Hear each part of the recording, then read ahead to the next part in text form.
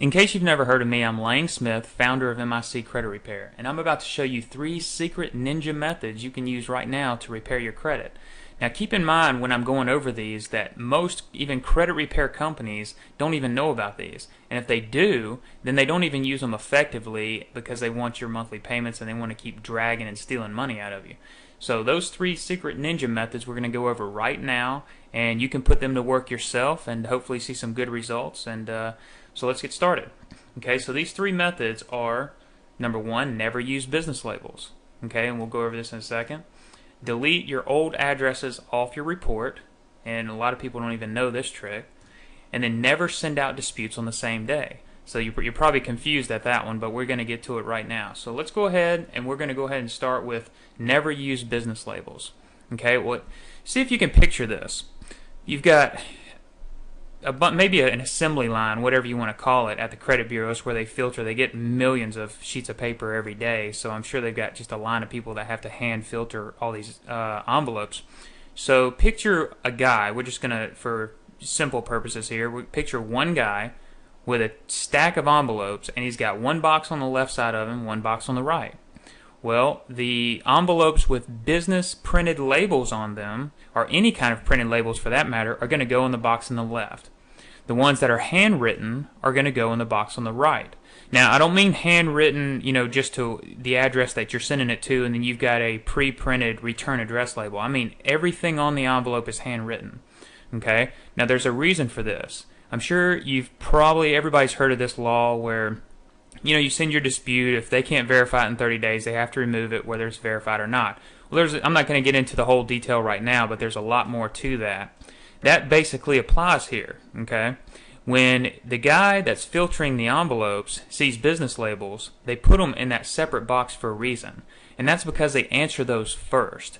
They know that those are probably coming from a credit repair company, and they want to get those out the door as fast as possible. Whereas the handwritten ones, they assume are coming from an individual, and they know most individuals don't know what in the world they're talking about, much less can't even do anything right. I mean, they really do, think that, everybody's a complete idiot. So they assume that you're not going to be effective if they just, bug you to death and stall you to death and annoy you to death with it. So they don't even bother with those. Well, this is how it helps you. The fact that you get put in the individual envelope side where everything's handwritten means that they're going to take longer to get to your dispute, and that's good. And they could stall 3 or 4 days before they even get to yours. And remember, they only have 30 days to respond, and they still got to, if they do their job, they've still got to send off to the credit bureau. Okay? And obviously, if you want to know that whole process, there's a true process that goes to that. If you want to know that, we can get to that in just a little bit. We won't get to it in this video, but I have a lot of free education materials you can look at, and it'll tell you everything. But for this sake, it actually drags things on, whereas the credit companies that produce all these high volume and they're charging this monthly payments, they don't care. They know that that's going to happen, so they want to put their business labels on it so it comes back, and then they charge you the next month when it's not effective. Okay, so this can actually help you. Now, you want to handwrite all your labels. Okay, this is very, very important.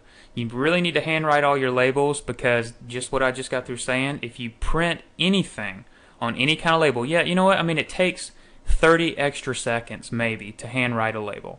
It's not that big of a deal. I mean, we handwrite all of ours, and we got a tremendous amount of volume. And that's just one of the secrets that we actually use. All the stuff here that I'm telling you, we actually use in our company. So I'm revealing some secrets that, most companies won't even touch. Okay, most companies love you to use pre-printed business labels because they love to have all that volume, and it makes it easier. Okay, and this is true. It just really makes life easier for them, and they get more money. And that's ultimately all they care about. Okay, and this just goes back to one box. They put all the disputes that are handwritten on one, and because they assume that it came from an individual. Okay, the other box, obviously they put just what we just talked about. They put the pre-printed business labels in there, and they don't get to them. So when they do this, it automatically lowers your chances of getting stuff removed. Okay, anytime you use a company and they use pre-printed business labels, or maybe you're doing it yourself and you're using pre-printed business labels because you just think it's easier, you automatically lower your chance before it even gets out your door, before it even gets in the mailbox. Okay, so just remember, handwrite everything.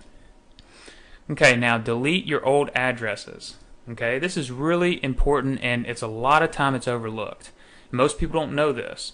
Okay, a lot of companies won't even bother with this, by the way. They know, they might even have a hint of it, but it's just a little extra work for them, and they figure maybe you need to pay them more, so they're probably not even going to get to it. Okay, and even if they don't want to put the extra work in getting the extra addresses off your credit, most of the time they don't care. Okay, they just don't want to. Okay, and the more addresses you have on your credit files, the less likely it will be that you'll approve for credit. Okay, so let me explain this. If, let's say I'm a banker, and you come to me and you want to get a loan. Well, bankers they start looking at credit score for sure, okay, but then they look at whether you have judgments, collections. Some banks you have relationships with, and they can kind of overlook, the score as well.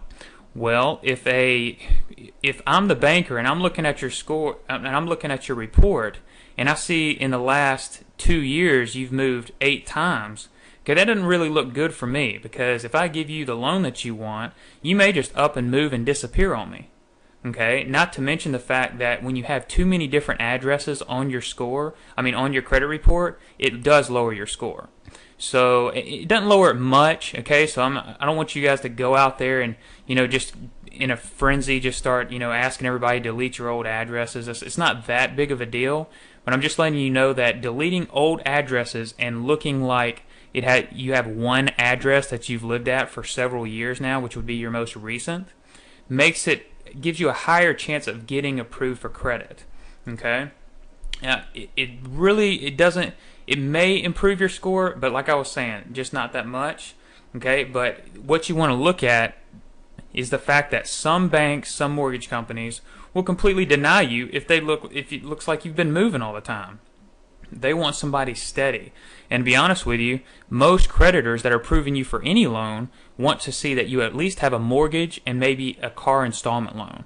Those are two of the key things that they're looking at there. Okay, so just remember, if you're using a company now and it's not ours, we usually do it automatically to help the client.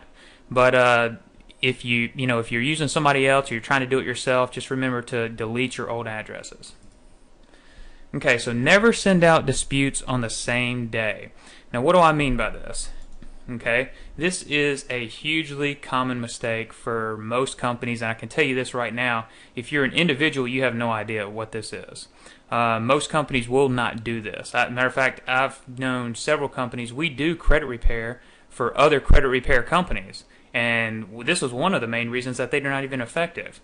Okay, now there's a formula behind this.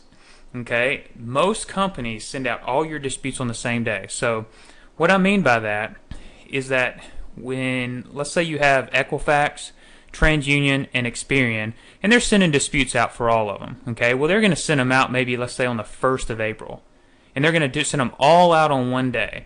Okay, this is really, really ineffective. Okay, so for example, if we're working on your file, we might send out Equifax on the 2nd of that month, okay, TransUnion on the 6th, and Experian on the 10th of that very same month. We never send out on the same day. All right, and there's a formula for that. I really can't get too much into that, but there's a certain number of days. If you look between the 2nd and the 6th, there's a certain amount of days between disputes. There's 4 days, okay, and there's a reason behind this. Now, I'm not saying go out and send on every 2nd, 6th, and 10th of every month. That's not what I mean. There's a deeper formula to that we can't get into, but if you do, the tip of this is what you need to remember is that you want to send them out 4 days apart. Okay, that's very, very important. No matter when you get them in the month, whenever you start to send them out, if it could be the 15th, send one of them out on the 15th, another one on the 19th, and so on. So you kind of get the picture with that, and that makes a big difference about how the credit bureaus do that.